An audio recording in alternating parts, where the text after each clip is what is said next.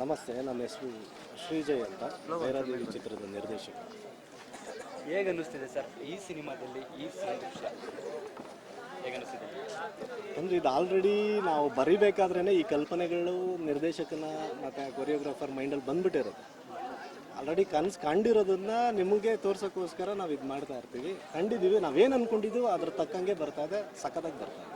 ಈಗ ನಿಮ್ಮ ನಿರ್ದೇಶನದಲ್ಲಿ ಮೂಡಿಬಂದಿರುವಂಥ ಸಿನಿಮಾಗಳಲ್ಲೇ ಸ್ಮಶಾನದ ಸೀನ್ ಇದೆ ಅನಿಸುತ್ತೆ. ಫಸ್ಟು ಏನು ಅನ್ನಿಸ್ತು ಎಕ್ಸ್ಪೀರಿಯನ್ಸ್? ಫಸ್ಟ್ ಆರಕ್ ಸೂರಿಲೂ ಸ್ಮಶಾನನೇ ಇತ್ತು. ವಿನಯ್ ಸರ್ ಅವರ ಇಂಟ್ರೊಡಕ್ಷನ್ನು ಸ್ಮಶಾನದಲ್ಲೇ ಮಾಡಿದ್ವಿ.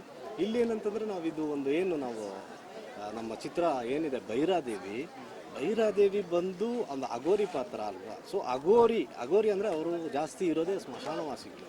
ಸ್ಮಶಾನದಲ್ಲೇ ತಪಸ್ಸು, ಪೂಜೆಗಳು, ತಂತ್ರ ಮಂತ್ರ ವಿದ್ಯೆಗಳೆಲ್ಲ ಮಾಡ್ಕೊಂಡಿರ್ತಾರೆ. ಸೊ ಹಾಗಾಗಿ ಸ್ಮಶಾನನೇ ನಾವು ಆಯ್ಕೆ ಮಾಡಿಕೊಂಡ್ವಿ. ಈ ಸನ್ನಿವೇಶ ಏನಂತಂದರೆ ಅಗೋರಿಯಾಗಿದ್ದಂಥ ನಮ್ಮ ಭೈರಾದೇವಿ ಕಾಳಿಯಾಗಿ ಪರಿವರ್ತನೆ ಆಗೋ ಒಂದು ಸೀಕ್ವೆನ್ಸು ಮೊನ್ನೆ ಶೂಟ್ ಮಾಡಿದ್ವಿ. ಸೊ ಅಗೋರಿ ಆಗಿದ್ದಂಥವರು ಕಾಳಿ ಏನಕ್ಕೆ ಆಗ್ತಾರೆ, ಅದೊಂದು ಸೀಕ್ವೆನ್ಸ್ ಇದೆ ನಮ್ಮ ಸಿನಿಮಾದಲ್ಲಿ. ಮಂಗಳಮುಖಿಯರೆಲ್ಲ ಸೇರಿ ಅಗೋರಿ ಆಗಿದ್ದಂಥ ಮೇಡಮ್ನ ಭೈರಾದೇವಿನ ಕಾಳಿಯಂತೆ ಗೆಟಪ್ ಮಾಡಿ ಕುಣಿಸ್ತಾರೆ. ಯಾಕೆಂದರೆ ಇದು ಮಂಗಳಮುಖಿಯರ ಹಬ್ಬ ಒಂದಷ್ಟು. ಇದೇನು ಶಿವರಾತ್ರಿ ಆಗಿ ಮರುದಿನ ಏನೊಂದು ಅಮಾವಾಸ್ಯೆ ಬರುತ್ತೆ, ಆ ಅಮಾವಾಸ್ಯೆಗೆ ಮಯಾನ ಕೊಲ್ಲೈ ಮತ್ತು ಬೊನಲು ಪೂಜೆ, ಇಲ್ಲಿ ಕನ್ನಡದಲ್ಲಿ ಸ್ಮಶಾನ ಹಬ್ಬ ಅಂತ ಹೇಳ್ತಾರೆ. ಸ್ಮಶಾನ ಹಬ್ಬ ಅಂತ ಹೇಳ್ತಾರೆ. ಅವಾಗೇನಂತಂದರೆ ಈ ಅರ್ಧನಾರೀಶ್ವರರು ಏನಿದೆ ಒಂದಷ್ಟು, ಅಂದರೆ ಆ ಕಡೆ ಗಂಡು ಅಲ್ಲ ಹೆಣ್ಣು ಅಲ್ಲ ಮಂಗಳಮುಖಿಯರು ಏನಿದ್ದಾರೆ ಅವರು ಕಾಳಿವೇಷ ತೊಟ್ಟು ಒಂದಷ್ಟು ಹರಕೆಗಳನ್ನ ತೀರಿಸ್ತಾರೆ. ಅದೇ ಸೀಕ್ವೆನ್ಸು ನಾನು ನೋಡಿದ್ದೆ ಮುಂಚೆ. ಸೊ ಆ ಥರ ಇದ್ದರೆ ಇದು ಚೆನ್ನಾಗಿರುತ್ತೆ ಅಂತ ಅಂದ್ಕೊಂಡು ಪರ್ಫೆಕ್ಟಾಗಿ ಅದೇ ಥರ ಪ್ಲ್ಯಾನ್ ಮಾಡಿ ನಾವು ಶೂಟ್ ಮಾಡಿ. ಹೆಚ್ಚು ಕಡಿಮೆ 1 ವಾರ ಶೂಟಿಂಗ್ ನಡೆಯುತ್ತೆ ಸ್ಮಶಾನದಲ್ಲಿ ಅಂತಿದೆ. ಸೊ ಸ್ವಲ್ಪ ರಿಸ್ಕ್ ಅನ್ನಿಸ್ಲಿಲ್ವಾ? ಇಲ್ಲ, ನಮ್ಮ ಚಿತ್ರದಲ್ಲಿ ಆಲ್ಮೋಸ್ಟ್ 50 ಭಾಗ ಸ್ಮಶಾನದಲ್ಲೇ, ಇದೇ ಸ್ಮಶಾನದಲ್ಲೇ ಮಾಡಿದ್ದೀವಿ. 50 ಭಾಗ. ಯಾಕೆಂದರೆ ನಮ್ಮ ಸಿನಿಮಾ ಕಥೆ ಇರೋದೇ ಅಗೋರಿಗಳ ಮೇಲೆ ಆಗಿರೋದ್ರಿಂದ ಫೈಟ್ ಇದೆ, ಸೀಕ್ವೆನ್ಸ್ಗಳಿದೆ, ಸಾಂಗ್ಗಳಿದೆ. ನಮಗೇನು ಅನ್ಸಲ್ಲ, ಮಾಮೂಲಿ ಒಂದು ಸೆಟ್ ಯಾವ ಥರ ಫೀಲ್ ಇದೆ ಅದೇ ಥರ ಅನ್ನಿಸ್ಬಿಟ್ಟಿದೆ. ಗೋರಿ ಮೇಲೆ ಕೂತ್ಕೊಂಡು ಊಟ ಮಾಡ್ತೀವಿ, ಇಲ್ಲೇ ನಾನ್ ವೆಜ್ ಎಲ್ಲ ಬೇಯಿಸ್ಕೊಂಡು ತಿಂತೀವಿ, ಏನಾಗಲ್ಲ. ಒಂದಲ್ಲ ಒಂದಿನ ನಾವಿಲ್ಲಿ ಬರಬೇಕಲ್ವ. ರಾಧಿಕಾ ಕುಮಾರಸ್ವಾಮಿಗೆ ಈ ಹಿಂದೆ 2 ತಿಂಗಳಿಂದ ಸ್ಮಶಾನದಲ್ಲಿ ಬಿದ್ದು ಏಟಾಗಿತ್ತು ಅಂತ ಅಂತಿದ್ರು. ಮತ್ತೆ ಈಗ ಅದೇ ಸಿನಿಮಾ ಬೆಳೆಸ್ಕೊಂಡಿದ್ದು ಒಪ್ಕೊಂಡ್ರ? ಹೌದು, ಯಾಕೆಂದರೆ ಅದು ಬಿದ್ದು ಏಟಾಗಿದ್ದು ಅಂತಂದರೆ ಅದು ಯಾವುದೋ ದುಷ್ಟಶಕ್ತಿ, ಅದೆಲ್ಲ ಸುಳ್ಳು. ಯಾಕೆಂದರೆ ಅವರೇ ಒಂದು ಕಾಳಿ ಅವತಾರದಲ್ಲಿದ್ದಾಗ ಯಾವ ದುಷ್ಟಶಕ್ತಿಗಳು ಎದುರುಗಡೆ ಬರಲ್ಲ. ಬೈ ಚಾನ್ಸ್ ಆಗಿ ಅದು ಆ ರೀತಿ ಸ್ಲಿಪ್ ಆಗಿ ಬಿದ್ದಿದ್ದಷ್ಟೇ. ನಾ ಇಲ್ಲಿ ಒಪ್ಕೊಂಡ್ರು ಅಂತಂದರೆ ನಮ್ಮ ಸಿನಿಮಾ ಮಾಡಲೇಬೇಕಲ್ಲ, ಕಂಟಿನ್ಯೂಟಿ ಇದ್ದೇ ಇದೆ. ಸೊ ಒಪ್ಕೊಂಡ್ರು ಅದು. ಅವ್ರ ಮೈ ಮೇಲೆ ನೋಡಿದ ಒಂದು ಹೆಚ್ಚು ಕಡಿಮೆ ಒಂದು 10 kg ಹೆಚ್ಚು ಭಾರ ಓದ್ಕೊಂಡು ಸ್ಟೆಪ್ ಹಾಕುವಂಥ ಒಂದು ಸಿನಿಮಾ ಇದೆ. ಹೂವಿನ ಹಾರನೇ ಒಂದು 8 kg ಇದೆ. ಅದಲ್ಲದೆ ಆಕ್ಸರೀಸು, ನಿಂಬೆಹಣ್ಣು ಹಾರಗಳು ತುಂಬ ಇದೆ. ಮಾಡಲೇಬೇಕಲ್ಲ ಆ ಗೆಟಪ್. ಯಾಕಂದರೆ ಕಾಳಿ ಅಂತಂದರೆ ಅಷ್ಟೊಂದು ಆ ವೇಷಭೂಷಣಗಳು ಆ ರೀತಿ ಇರುತ್ತೆ, ಗ್ರ್ಯಾಂಡ್ ಆಗಿದ್ರೆ. ನಾವು ಸಿಂಪಲ್ಲಾಗಿ ಒಂದೇ ಒಂದು ಹೂವು ಹಾಕಿದ್ರೆ ಕಾಳಿ ಅನ್ನಿಸ್ಕೊಳ್ಳಲ್ಲ. ಆ ರೇಂಜ್ಗೆ ಇರಬೇಕು. ಕಷ್ಟಪಡ್ತಾ ಇದ್ದಾರೆ ಮೇಡಮು, ಬಟ್ ಚೆನ್ನಾಗಿ ಬರ್ತಾ ಇದೆ, ಅಷ್ಟೇ ಖುಷಿ. ಈ ಸಿನಿಮಾ ಪ್ರೇಕ್ಷಕರ ಮುಂದೆ ಎಷ್ಟು ಬೇಗ ಬರ್ಬೋದು?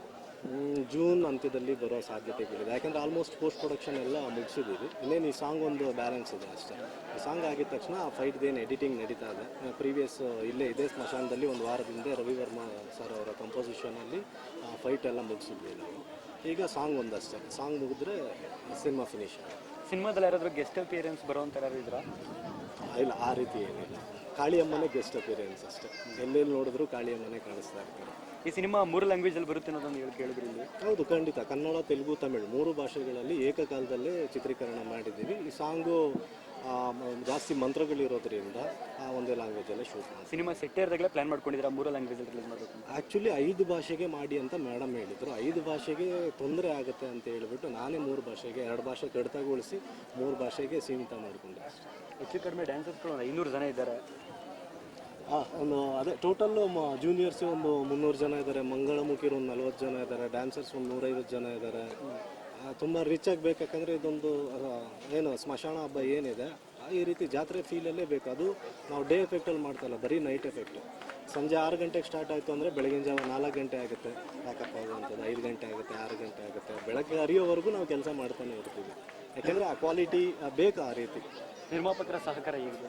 ಅದು ಸೂಪರ್. ಅವ್ರ ಸಹಕಾರ ಇಲ್ಲದೆ ಒಂದು ಹುಲ್ಕಡ್ಡಿನೂ ಅಲ್ಲಾಡಲ್ಲ.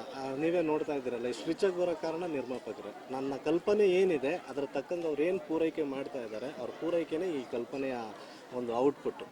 ಮ್ಯಾಕ್ಸಿಮಮ್ ಎಷ್ಟು ಗಂಟೆ ತನಕ ಶೂಟಿಂಗ್ ಮಾಡಿರ್ಬೋದು ಒಂದು ದಿನದಲ್ಲಿ?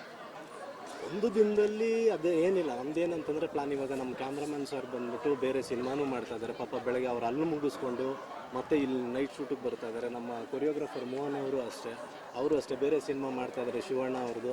ಅಲ್ಲಿ ಹೋಗಿ ಡ್ಯಾನ್ಸ್ ಮುಗಿಸ್ಕೊಂಡು ಮತ್ತೆ ಇಲ್ಲಿಗೆ ಬರಬೇಕು. ಸಿಕ್ಕಾಬಿಟ್ಟೆ ಒಂದು ಏನು ಎಫರ್ಟ್ ಹಾಕಿ ಎಲ್ಲ ಟೆಕ್ನಿಷಿಯನ್ ಒಳ್ಳೆ ಸಾಥ್ ಕೊಟ್ಟು ಮಾಡ್ತಾ ಇದ್ದಾರೆ. ಅದ್ರ ತಕ್ಕಂಗೆ ಭೈರಾದೇವಿ ಔಟ್ಪುಟ್ ಅದ್ಭುತವಾಗಿ ಬರ್ತಾ ಇದೆ. ರಾತ್ರಿ 11-11:30 ಆದಮೇಲೆ ಊಟ ಮಾಡೋಕೆ ಹೋಗಿದ್ದಾರೆ. ಸಿನಿಮಾ ಮೇಲೆ ತುಂಬ ಡೆಡಿಕೇಶನ್ ಇದ್ರೇ ಅಲ್ವಾ ಸರ್ ಇಲ್ಲಿ ನಮ್ಮ ಜೀವನ. ಡೆಡಿಕೇಶನ್ ಬೇಕೇ ಬೇಕು. ಯಾಕಂದರೆ ಸತ್ತ ಮೇಲೆ ಒಂದಲ್ಲ ಒಂದು ದಿವಸ ಇಲ್ಲಿಗೆ ಬಂದೇ ಬರ್ತೀವಿ. ಸೊ ಈ ಬದುಕಿದ್ದಾಗ ಏನಾದ್ರು ಒಂದು ಸಾಧನೆ ಮಾಡಬೇಕು. ಅದಕ್ಕೋಸ್ಕರ ವಿಭಿನ್ನವಾದ ಆಲೋಚನೆಗಳನ್ನೆಲ್ಲ ಬೆಳೆಸ್ಕೊಂಡು ಏನೋ ಒಂದು ಹೊಸ್ತಾನ ಕೊಡೋಣ ಅಂತ. ಈ ಸ್ಮಶಾನದಲ್ಲಿ ನಿಮಗೆ ಓನ್ ಎಕ್ಸ್ಪೀರಿಯನ್ಸ್ ಏನನ್ನಿಸ್ತಾ ಫೈನಲ್? ಸ್ಮಶಾನ ಅಂದರೆ ನನಗೆ ದೇವಸ್ಥಾನ ಅನ್ನಿಸ್ತಾ. ಯಾಕೆಂದರೆ ಇಲ್ಲಿ ಸಿಗುವಂಥ ಒಂದು ಆ ನೆಮ್ಮದಿ, ಆ ಶಾಂತಿ ಮನೆಗಳಲ್ಲಿ ಅಲ್ಲಿ ಇಲ್ಲಿ ಎಲ್ಲೂ ಸಿಗೋದಿಲ್ಲ. ಯಾವ ಫಂಕ್ಷನು, ಆಡಂಬರ, ಪಾರ್ಟಿ ಗೀಟಿ ಏನೂ ಇಲ್ಲ. ಪೀಸ್ ಆಫ್ ಮೈಂಡ್ ಚೆನ್ನಾಗಿದೆ. ಯಾಕೆಂದರೆ ಇಲ್ಲಿ ಒಂದು ನಾವು ಕಲಿಯುವಂಥದ್ದಿದೆ. ಏನಂತಂದರೆ ಸತ್ತ ಮೇಲೆ ಏನೂ ಇಲ್ಲ. ನಾವು ಇಲ್ಲಿ ನೋಡ್ತಾ ಇರ್ತೀವಿ ಪ್ರತಿನಿತ್ಯ ಒಂದು 2 ಬಾಡಿ ಆದರೂ ಬರುತ್ತೆ. ಅಲ್ಲೆಲ್ಲೋ ಉಣ್ತಾ ಇರ್ತಾರೆ, ಅಲ್ಲಿ ಸುಡ್ತಾ ಇರ್ತಾರೆ, ನೋಡ್ತೀವಿ 10 ನಿಮಿಷ ಹೇಳ್ತಾರೆ, ಹೊರಟೋಗ್ತಾರೆ. ಅಷ್ಟೇ ನಮ್ಮ ಮನುಷ್ಯನ ಜೀವನ. ಬದುಕಿದ್ದಾಗ ಎಷ್ಟೆಲ್ಲ ಏನೆಲ್ಲ ಮಾಡ್ತೀವಿ, ಬಂದರೂ ಸುಟ್ಟರು ಹೋದ್ರು, ಹತ್ತರು ಕಣ್ಣೀರಿಟ್ಟರು, 3ನೇ ದಿನಕ್ಕೆ ಹಾಲು ತುಪ್ಪ ಮಾಡ್ತೀವಿ. ಅದಕ್ಕೆ ಏನೋ ಒಂದು ಮಾಡಬೇಕು. ಟೋಟಲಾಗಿ ಸಿನಿಮಾ ಪ್ಯಾಕೇಜ್ ಬಗ್ಗೆ ಏನು ಹೇಳ್ತೀರಾ? ಸಿನಿಮಾ ಪ್ಯಾಕೇಜ್ ಅದ್ಭುತವಾಗಿ ಮೂಡಿ ಬರ್ತಾ ಇದೆ. ಇನ್ನೇನು ಸದ್ಯದಲ್ಲೇ ಟ್ರೈಲರ್ ಒಂದು ಬಿಡುಗಡೆ ಮಾಡೋ ಸಿದ್ಧತೆಗಳು ನಡೀತಾ ಇದೆ. ಎಲ್ಲ ಆಗಿದ ತಕ್ಷಣ ಏಕಕಾಲದಲ್ಲೇ 3 ಭಾಷೆಗಳಲ್ಲಿ ರಿಲೀಸ್ ಮಾಡುವಂಥ ಪ್ಲ್ಯಾನ್ ಇದೆ. ಇನ್ನೇನೆಲ್ಲ ನಿಮ್ಮ ಮುಂದೆ ಇಡ್ತೀವಿ, ನೀವು ನೋಡಿ ಆರಿಸ್ಬೇಕಷ್ಟೆ.